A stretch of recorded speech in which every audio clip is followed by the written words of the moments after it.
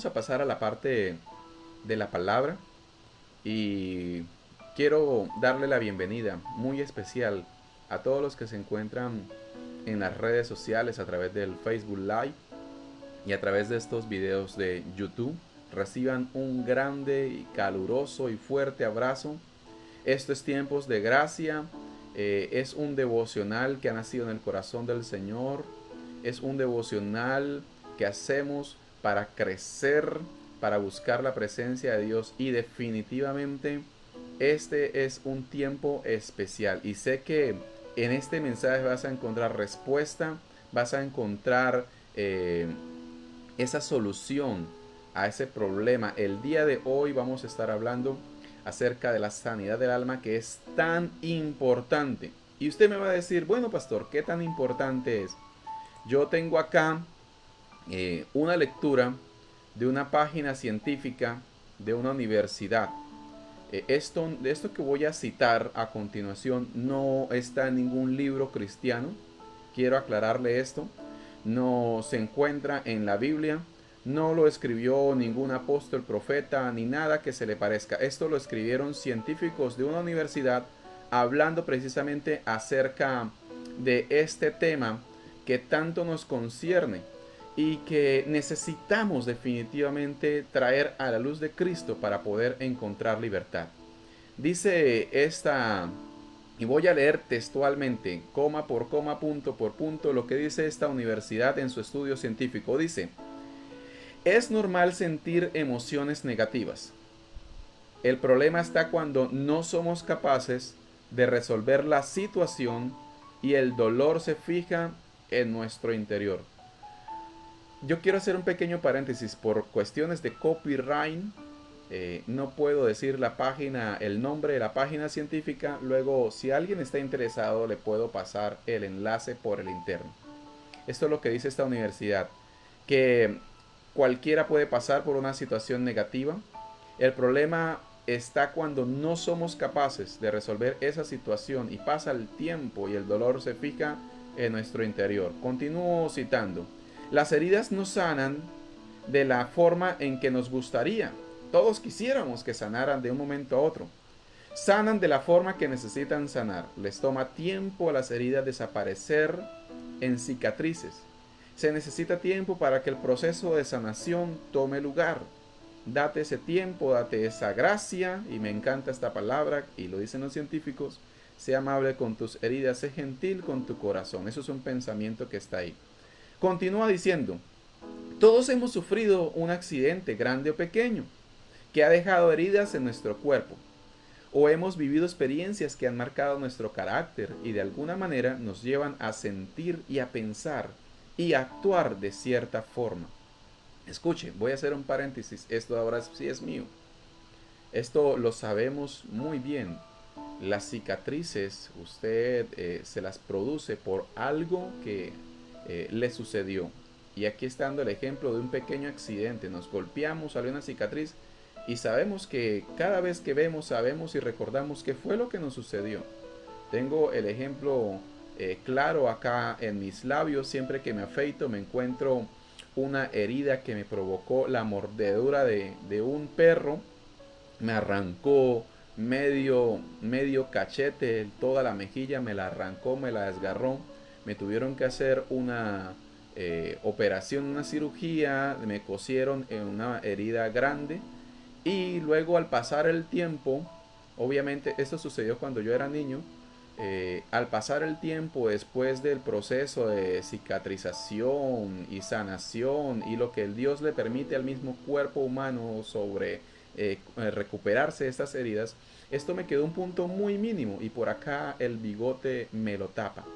Lo cierto es que cuando nosotros nos vemos esas heridas, recordamos por qué fue. Lo mismo pasa con las heridas del alma. Muchas veces estamos bien, nos sentimos de ánimo, de gozo y somos de los que decimos gloria a Dios, aleluya, a todo momento.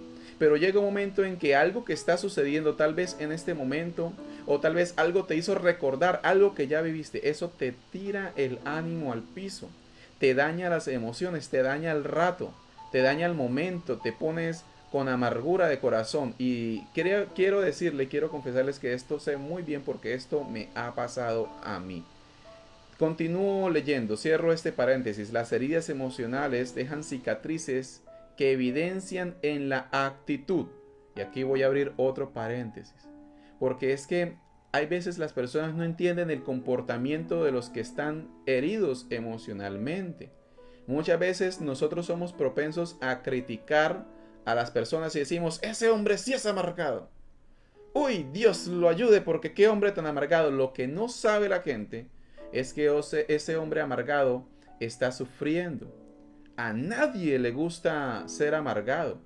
Nadie quisiera pasar por una etapa de una herida del alma. Todos queremos estar sanos. Amén. Todos queremos estar bien. Todos queremos estar en libertad y ojalá vivir con gozo y alegría. Pero hay personas que les cuesta trabajo, más trabajo, más tiempo sanar esas heridas. Así que nuestro trabajo, amado hermano, amado amigo que me está acompañando en esta mañana, no es señalar a las personas ni recordarle lo amargado que es, ni lo infeliz que es, porque muchas personas, vuelvo a decir, somos especialistas en decir, uy, pero es que esa señora sí es cascarrabias. Esa señora sí le gusta pelear, pero no entendemos a los demás. Y yo quiero decirle algo, aprovechando este gran paréntesis que abrí, que nosotros, la iglesia de Jesucristo y los hijos de Dios, no estamos llamados a juzgar a nadie. Estamos llamados a levantar. Estamos llamados a extender nuestra mano. Aquella persona que usted conoce que está pasando por eso, está sufriendo y necesita alguien que lo escuche, necesita la mano de un amigo, necesita unos oídos, un hombro sobre el cual llorar. Amén. Quiero cerrar este paréntesis porque si no me quedo aquí. Termino citando esto que dice esta revista científica. Las heridas emocionales dejan cicatrices que evidencian en la actitud. Y las personas que quieren, la actitud en las personas de quien las padece. Esto sucede principalmente cuando dejamos pasar nuestros problemas pensando que se resolverán solos. Y no le prestamos atención, decimos, esto se lo llevará el viento. Creemos que esto es así y no le prestamos atención y mentiras que no. Luego de mucho tiempo nos damos cuenta que esa herida, esa bendita herida que no sanamos, que dejamos ahí abierta, es la que no nos ha dejado prosperar económicamente. Y ojo a lo que estoy hablando, porque yo sé que tú, que estás ahí detrás de cámaras, has anhelado prosperidad económica. Y muchas veces te has preguntado por qué no prosperamos, por qué no avanzamos, por qué no podemos seguir adelante. Y la respuesta a esta pregunta muchas veces es por las heridas que no hemos sanado, porque seguimos cargando un lastre muy pesado. Yo quisiera saber hasta este momento si alguien está conmigo, si alguien me está entendiendo. Por favor, escríbeme aquí un comentario para saber qué opinas sobre esto que estoy hablando. Si estás de acuerdo, si no estás de acuerdo, no importa. Escríbeme algo para saber que están escuchando y siendo partícipes de lo que estoy compartiendo en esta mañana. Por ahí hay un dicho y dice esta revista, dice que el tiempo lo cura todo. Pero a veces con el paso del tiempo, sentir emociones negativas cae dentro de la normalidad. Una persona cree que es normal andar con ese dolor, con esa aflicción ahí y ya no le presta cuidado. Es ahí cuando surge el verdadero problema. Empieza porque no somos capaces de resolver esa situación y el dolor que genera. Y termino acá citando porque esto es muy largo, pero voy a tomar solamente esta porción. Es muy importante controlar las emociones para que no acaben controlándonos en determinada situación, impidiéndonos ser objetivos irracionales. Algunas nos sumen en la tristeza o la rabia. No nos creemos incapaces de aceptar y afrontar la situación y cada vez que la recordamos aparece de nuevo ese sentimiento que creímos que ya no, pero aparece tal cual como si nos acabara de suceder. Aparece de nuevo el resentimiento y los problemas de autoestima. Muchas personas se centran en el presente y dejan el pasado atrás para no sufrir, olvidando que somos lo que somos gracias a los momentos vividos, buenos o malos, a quienes nos ayudaron o nos hirieron, a los caminos que hemos seguido y los que hemos de recorrer. Muy bien, voy a dejar hasta ahí porque, como les digo, esto estoy citando un estudio científico de una universidad muy reconocida y que habla acerca de esto, y no puedo continuar leyendo porque es muy extenso, pero quería tomar esto. Muy bien, hay un versículo, ahora vamos a la palabra. Hay un versículo en Isaías 57:15 que quisiera que por favor leyeras rápidamente. Tengo que volar porque quiero que aprovechemos este día para entendimiento de la palabra. Dice Isaías 57:15, porque así dijo el alto y el sublime, el que habita la eternidad y cuyo nombre es el Santo. Así dijo el Señor, yo habito en la altura y en la santidad, y con el quebrantado y humilde de espíritu, para hacer vivir el espíritu de los humildes y para vivificar el corazón de los quebrantados.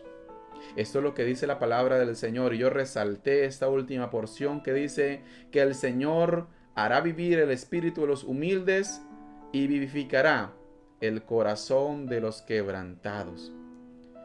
Nosotros podemos tener, iglesia, mil excusas, como ya leímos en este manifiesto científico. Nadie está a salvo de haber sufrido un accidente, así como nadie está a salvo de sufrir heridas del alma por alguna razón. Si me miraron mal, y algunas personas también se hieren porque no me miraron. Algunas personas se hieren porque el pastor no me saludó, porque el pastor no me vio. Pero algunas personas también se hieren porque el pastor es muy cansón y no deja de saludarme, no deja de buscarme. Y para todos hay heridas diferentes. Esto es solamente por dar un simple ejemplo.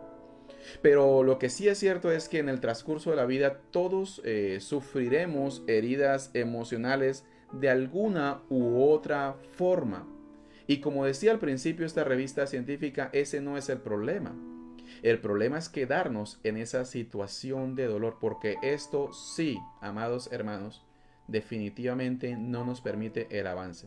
Hemos declarado en esta casa para este año que llegaremos a la conquista del 100 veces más. La palabra del Señor dice allí en el Salmo que no solamente al 30, en Marcos, no solamente al 30, sino al 60 y al 100 veces más. Y esto es lo que queremos lograr, pero no podemos lograr tomar esa cosecha del 100 veces más en cualquier área de nuestras vidas, porque aquí no estamos hablando solamente de lo económico. Estoy hablando de 100 veces más en tu área sentimental, laboral, familiar, con tus hijos, con tu cónyuge. Esto es la victoria que el Señor quiere. Ciertamente Dios tiene planes de bien para con nosotros. Esto lo dice con claridad la palabra de Dios. No podemos dudar en ningún momento de esto.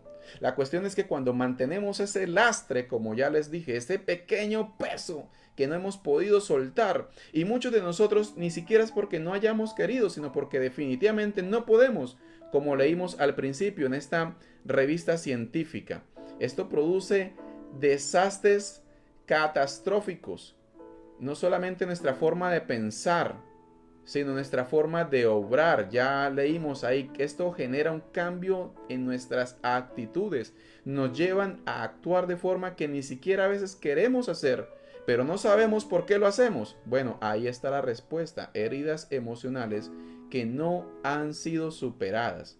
Yo quiero hablar rápidamente sobre un joven que sufrió cualquier clase de herida emocional. Tenía todo el derecho del mundo para no haber prosperado. Tenía todo el derecho y todas las excusas dadas por la vida misma para no levantarse, para ser un don nadie, para vivir frustrado, para vivir menoscabado.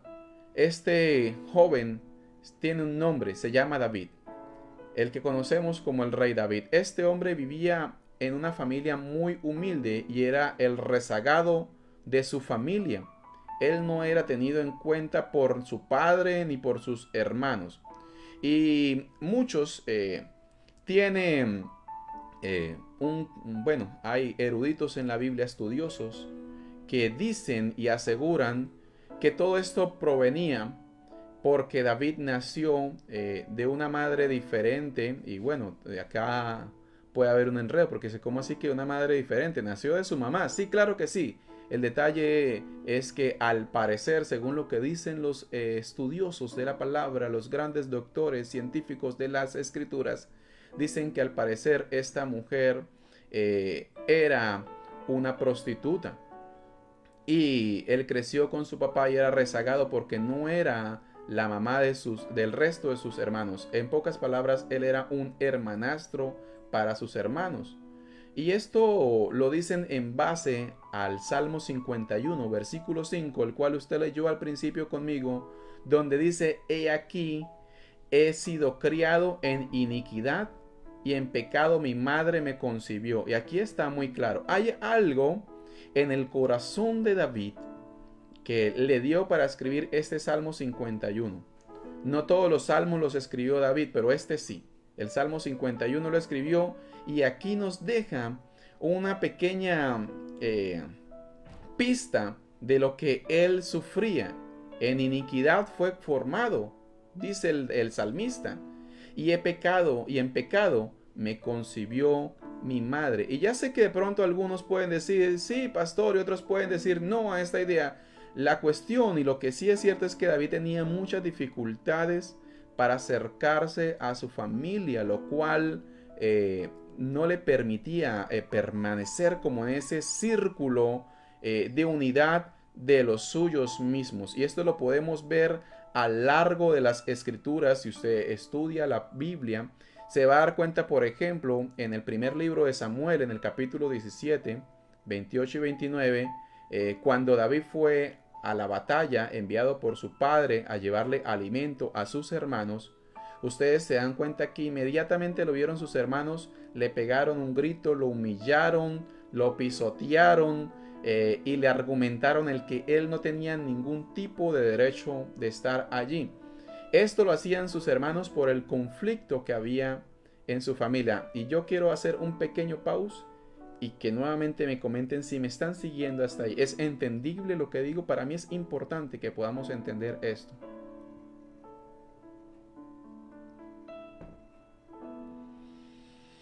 Bien, el conflicto entre David y sus medios hermanos indica que puede haber sido, ellos mismos pudieron haber sido los que le exigieron a su papá que no metieran a David en esta reunión magna, en esta visita del profeta Samuel. Ahí antes de esta, cuando la palabra menciona esta reunión, dice que incluso los ancianos del pueblo temblaban de miedo al saber que Samuel, el gran profeta, venía a su pueblo.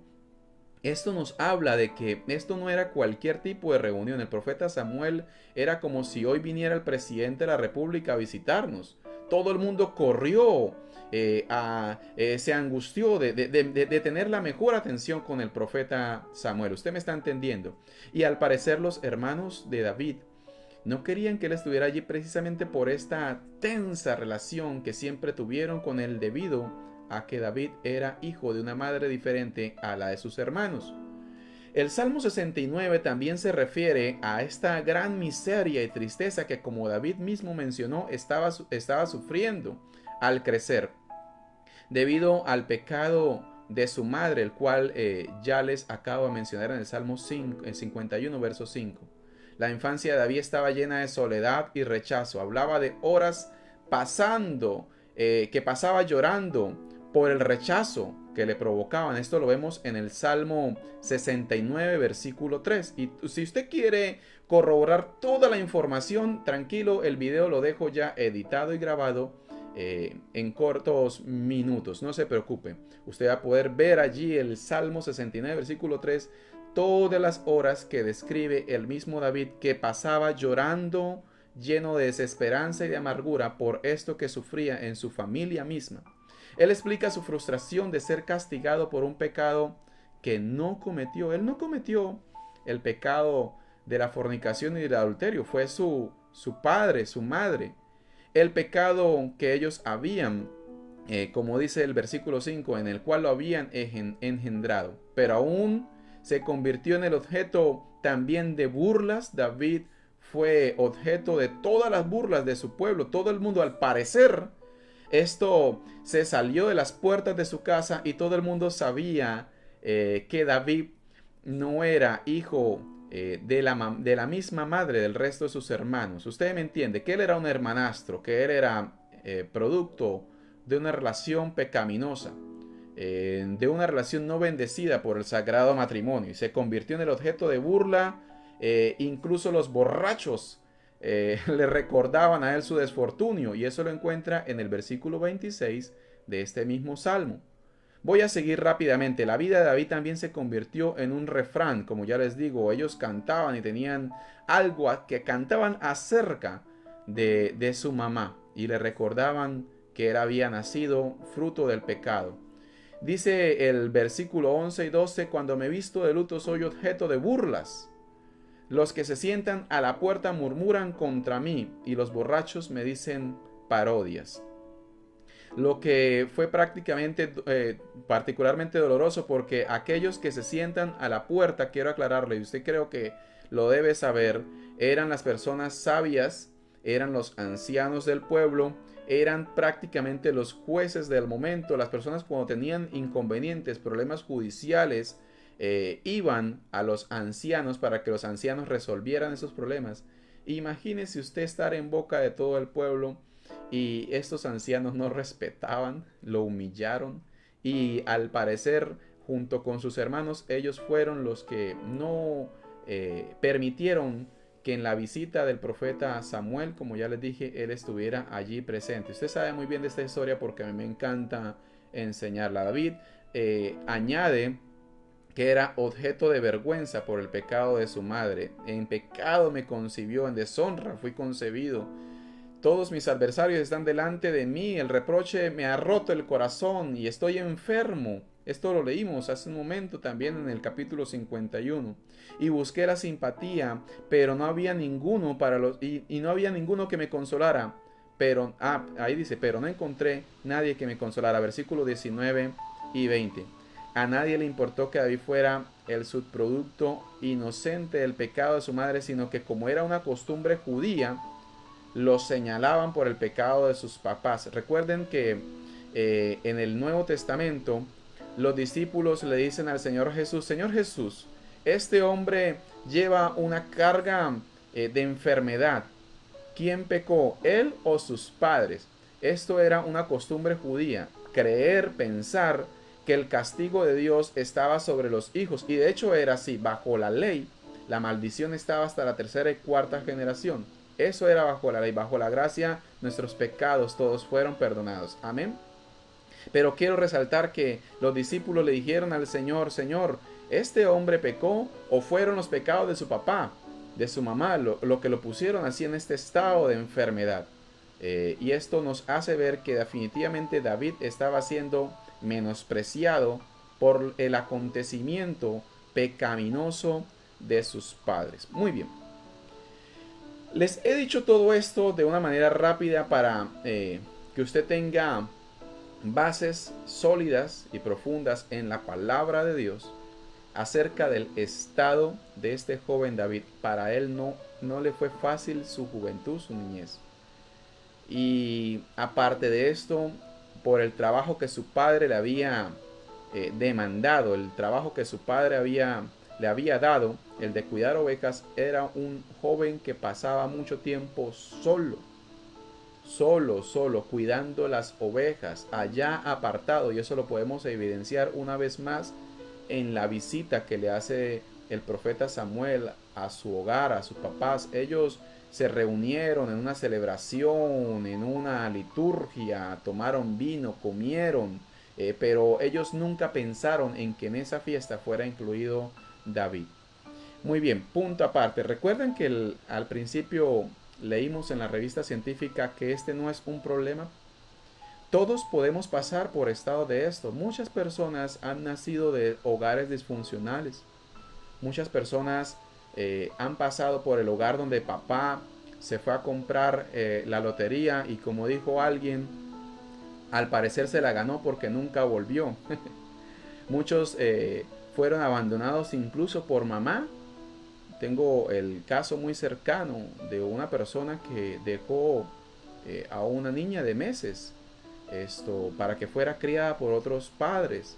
Estas cosas generan heridas del alma que no nos permiten, como dije al principio, avanzar y recibir esa cosecha abundante de la cual nos habla la palabra en Marcos capítulo 4.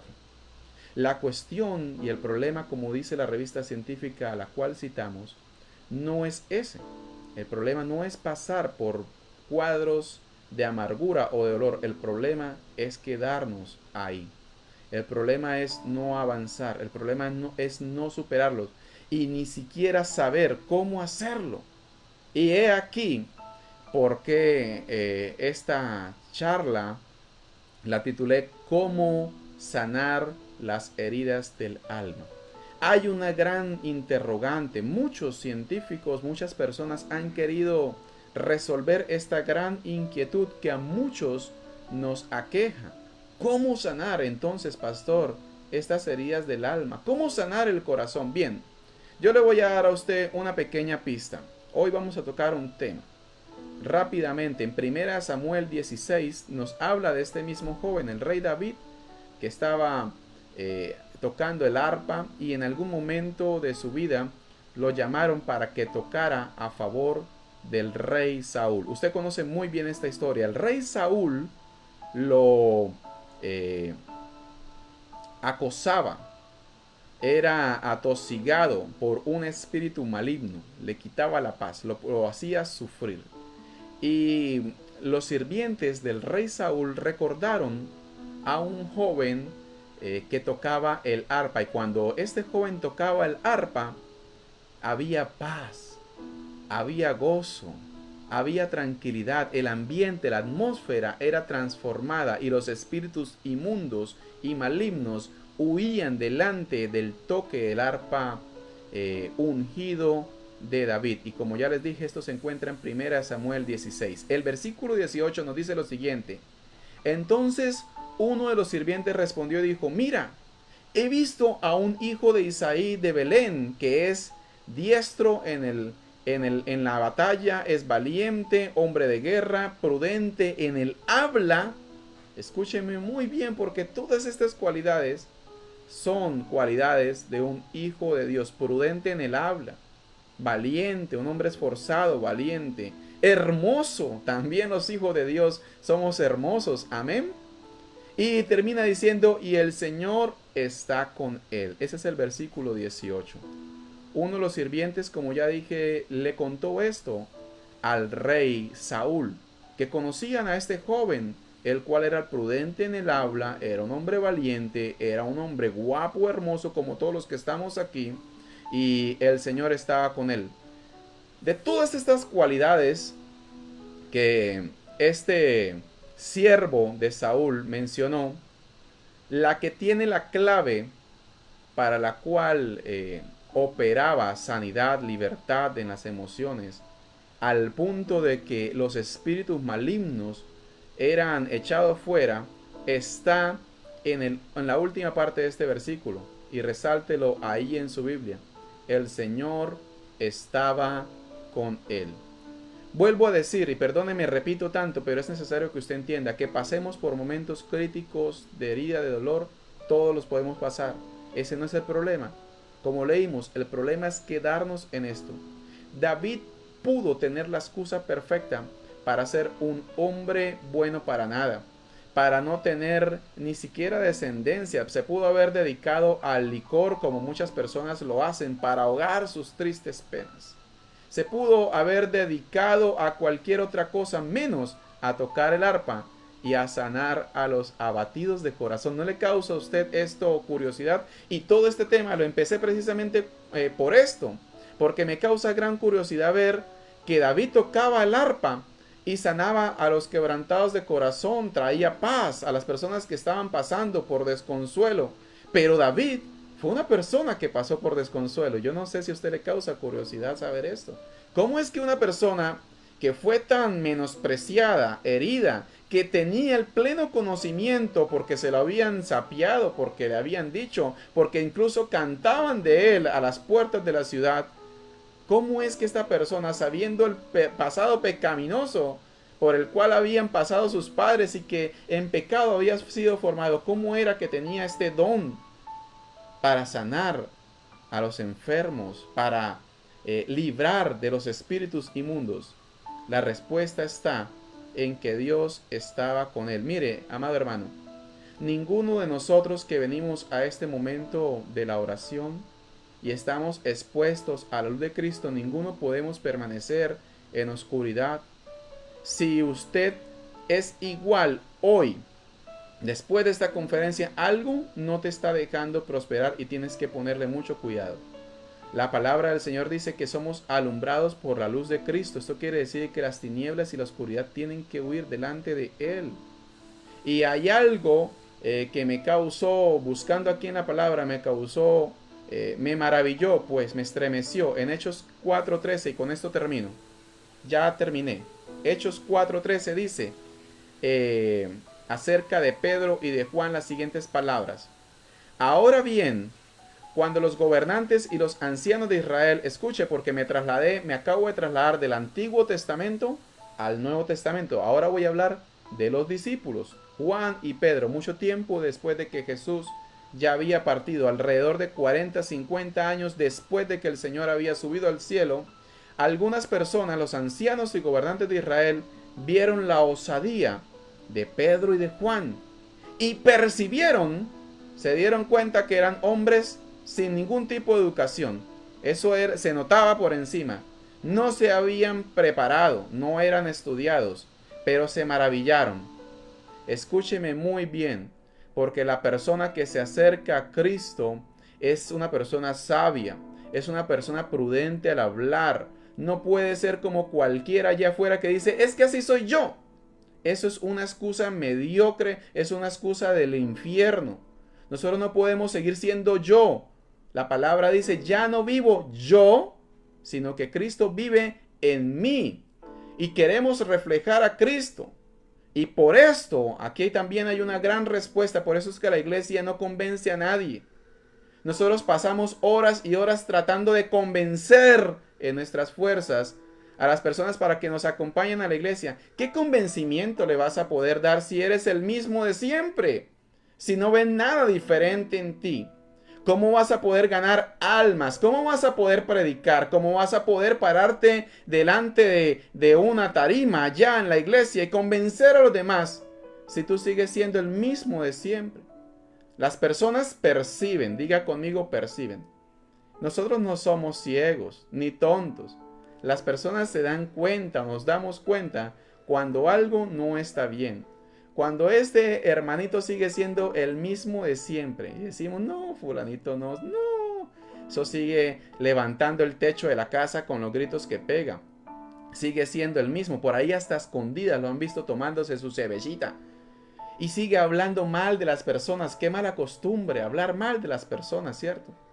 No ven nada de Cristo en nosotros. Pero aquí en Hechos 4:13, las personas, los gobernantes y ancianos de Israel se dieron cuenta que estos hombres, Pedro y Juan, no tenían educación, no fueron a la universidad, no eran estudiados, porque aquí también, abro un paréntesis, he escuchado últimamente muchas personas que dicen, es que, perdóneme, yo solamente hice la primaria. ¿Y qué excusa es esa? ¿Qué excusa es esa? Yo hoy quiero confrontarte con la palabra, porque es que muchas personas nos escondemos y nos arropamos bajo la excusa de, es que yo fui solamente el bachillerato. Perdóneme, es que yo soy así mal hablado porque mis papás son así. No, no, no, no, no, no, no. No, no, no, no. Tú eres un hijo de Dios. Eres luz en medio de las tinieblas. Y si te falta sabiduría para hablar, empápate de la palabra. Permítele al Espíritu Santo cambiar eso en ti. Dice la palabra, y con eso termino, y se dieron cuenta, estos hombres, estos gobernantes de Israel, se dieron cuenta de que habían estado con Jesús. Aleluya. Estos hombres se dieron cuenta que Pedro y Juan no eran genios universitarios. Se dieron cuenta de que no habían pasado por clases catedráticas, ni tenían magister, como algunas personas creen que pueden mofarse de esto delante de Dios porque son recontraestudiados y tienen ahora especializaciones. Mire, usted sus especializaciones las va a dejar colgadas en la pared porque a Dios no le sirven de nada. A Dios no le sirve de nada su título universitario. A Dios no le sirve de nada que usted se haya gastado los ojos en 4 y 5 carreras a la vez. A Dios le sirve espíritus quebrantados delante de Él. Y esto lo dice el Salmo 51, el cual leímos al principio. Dios no quiere sacrificios. Dios quiere corazones humildes. Corazones dispuestos para Él. Muchas personas se refugian en pastores que yo no estudié. ¿Y qué importa? Tú eres un hijo de Dios. Si necesitas sabiduría, pídesela a Él. Él la dará sin medida y sin reproche. Lo mejor de todo, los profesores universitarios te pueden dar la sabiduría de cualquier autor. De Einstein pueden darte sabiduría. Pueden darte sabiduría de Max, de aquel, del otro, de tantos hombres sabios en la tierra. Pero la sabiduría que Dios da es la de Él. Aleluya. Es su sabiduría, lo que está en su corazón. ¿Cuántos necesitamos sabiduría? ¿Cuántos queremos sobresalir? Bueno, empápese de la sabiduría del Señor. Pedro y Juan maravillaron a los gobernantes que sí eran estudiados. Al escucharlos hablar, se maravillaron y dijeron, bueno, pero Pedro y Juan no son universitarios, nunca los vimos pasando por las mejores escuelas. A Pedro y Juan no los vimos tomando posesión de mandos altos. Tampoco los vimos en Rolls Royce o en camionetas blindadas. Nunca los vimos con dinero en sus cuentas. ¿Qué pasa con estos hombres? ¿De dónde sale tanta sabiduría? ¿Cuál es esa gracia que hay en ellos? ¿Cuál es esa autoridad que les vemos sobre ellos? La respuesta es que se dieron cuenta de que ellos habían estado con Jesús. Yo les prometí una respuesta a esa gran interrogante, ¿cómo sanar las heridas del alma? La respuesta es Jesús, el camino, la verdad y la vida. David pudo tocar el arpa, pudo sacar el demonio que perseguía a Saúl y pudo hacer todo lo que hizo porque él en su tiempo de soledad buscaba al Señor. Él no permitió que las heridas provocadas por los que se burlaban de él en las puertas de la ciudad, él no permitía que las heridas provocadas por sus hermanos que eran bien pero bien cansones y refastidiosos con él, le provocaran desánimo. Él no permitía que esa lejanía con su padre y con su madre, porque también hay un versículo que dice que nació lejos de sus otros hermanos, y esto nos muestra la grave situación por la que David pasaba, pero no permitió que nada de esto arruinara su esperanza, su futuro que había escuchado de parte de Dios. Él creía firmemente en el Señor. Su alimento, su búsqueda, su fortaleza estaba en Él. Y dice la palabra, como el ciervo brama por las corrientes de las aguas, esto lo escribió David, así brama por ti, Señor, el alma mía. ¿Cuántos de nosotros esta mañana podemos decirle a Dios, Señor, mi alma tiene sed de ti? Pero sinceramente, ¿cuántos de nosotros podemos decirle, Señor, estoy tan sediento como los siervos que buscan, que braman, que gimen, buscando agua que beber? Tenemos que acercarnos a Jesús. Él es la respuesta para la sanidad de las heridas emocionales. Él es la respuesta para que podamos vivir vidas en victoria. ¿Y cuántos dicen amén? ¿Cuántos pueden creer esto? Jesucristo es la respuesta para aquellos que no han conocido las puertas de una universidad y quieren sabiduría. Jesucristo es la respuesta. Jesucristo es el camino. Jesucristo es la única verdad. ¿Hasta cuándo podemos nosotros resistir esto? ¿Hasta cuándo podemos nosotros seguir creyendo que es en nuestras fuerzas que seremos firmes, fuertes y tendremos larga vida? Nunca en tus propias fuerzas podrás lograr nada. La palabra dice que separado de Él, nada podemos hacer. Cierra tus ojos conmigo por un momento. Quiero orar por ti. Quiero pedirle al Señor que Él sane nuestras heridas y nos muestre qué cosas nos están impidiendo avanzar, qué tenemos que desarraigar en nuestra vida, como David desarraigó las burlas, como David tuvo que secarse sus lágrimas y dice que crujía sus dientes, que se atormentó, que se quedaba ronco de tanto llorar. Eso lo dice allí el Salmo 69.